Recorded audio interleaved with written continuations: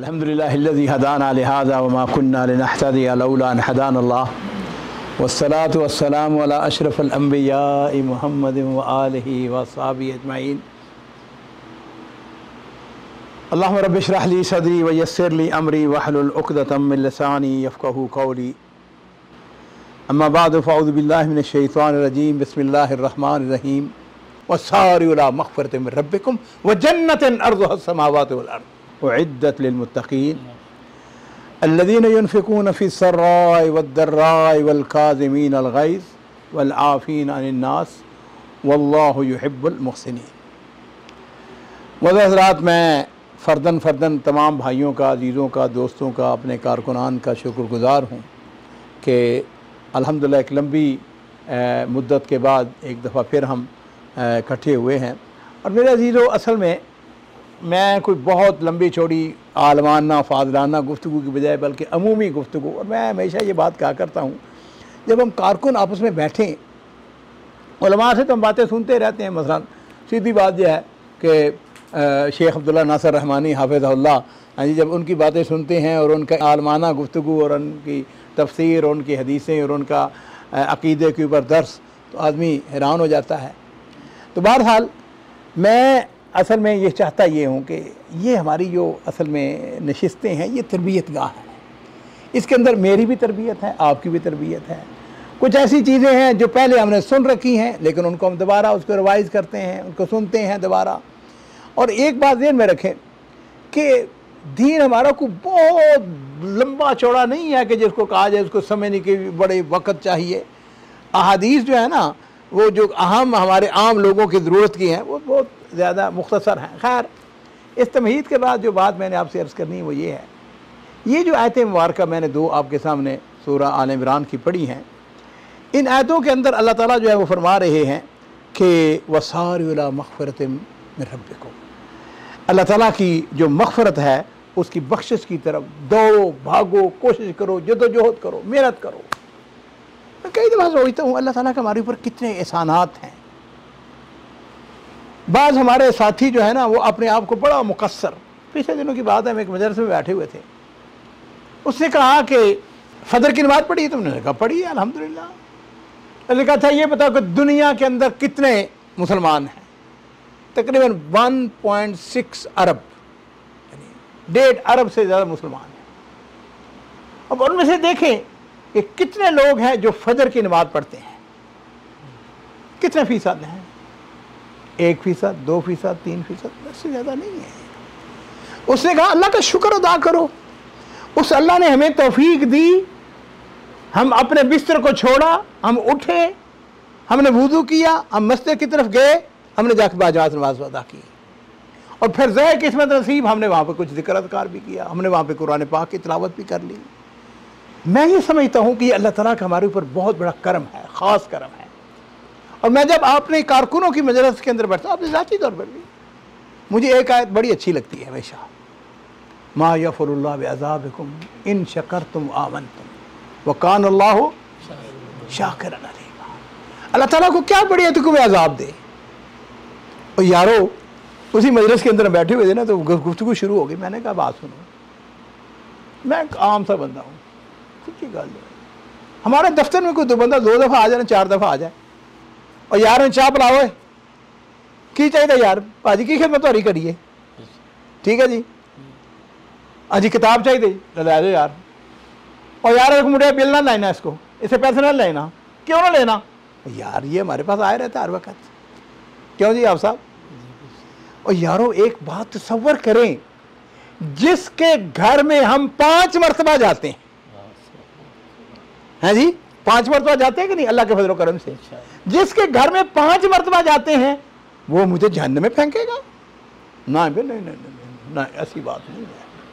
मुझे अपने रब के ऊपर यकीन है कि जो मेरा रब जो है, जिसने मुझको तौफीक दी कि मैं उसके घर आया हूं, और 5 मरतबा तो मैं अपनी माँ के घर भी नहीं जाता, ये हकीकत है कि नहीं? अगर आप अपनी माँ से अलग रहते हैं, क्यों जी साकी साहब?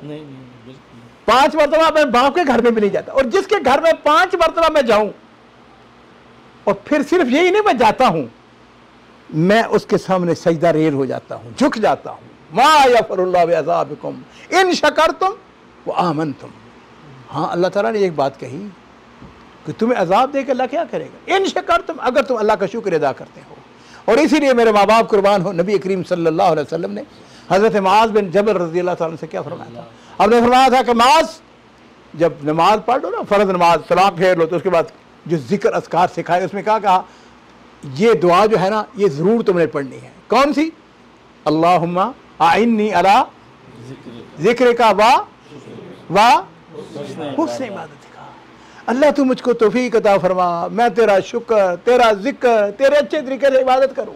अजीज़ों, इसलिए अपने रब के साथ अपना ताल्लुक बड़ा ज़बरदस्त रखें, उसके ऊपर हुस्न ज़न रखें कि मेरा रब जो है वो वक़ाल रब्बुकुम उदऊनी अस्तजिब लकुम।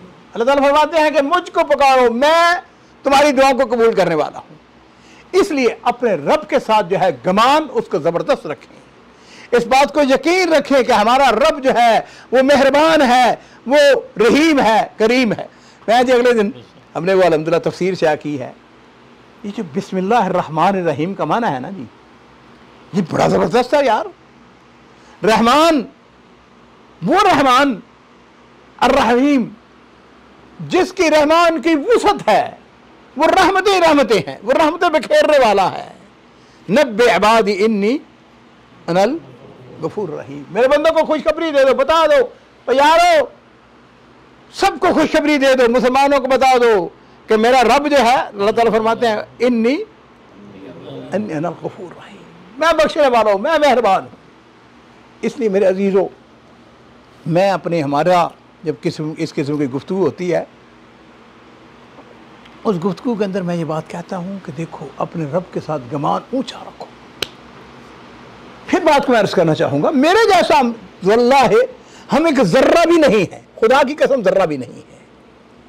हमारी कैफियत ये है कि हमारे पास कोई 2 दफ़ा आ जाए, 4 दफ़ा आ जाए, हम उसके साथ रियायत करते हैं, तो वो तो अरहमुर राहिमीन है, वो तो अकरमुल अकरमीन है, वो तो रब्बुल आलमीन है। अब उसकी तरफ ये है कि ये जो हमारी जद्दोजहद, ये हमारी ताकत, ये हमारी मेहनतें, इमाम इब्न तैमिया की बात मुझे याद आ गई। इमाम इब्न तैमिया रहमहुल्लाह, वो आपको पता है कि अपने वक़्त की बहुत बड़ी अजीम शख्सियत है। वो जहाँ जाते हैं पीछे पीछे शागिर्द है जी, वो शागिर्द को ये नहीं कोई 10-20 शागिर्द होते थे, बाद का 100 आदमी, 200 आदमी उनके पीछे पीछे चल रहा होता था। उनके दौर का जो दमिश्क का गवर्नर था, उसका नाम था कतरूबक सल्जूकी। उसको जसूसा ने जाकर बताया कि ये इब्न तैमिया जो है ना तेरी हुकूमत के ऊपर कब्जा करने वाला है।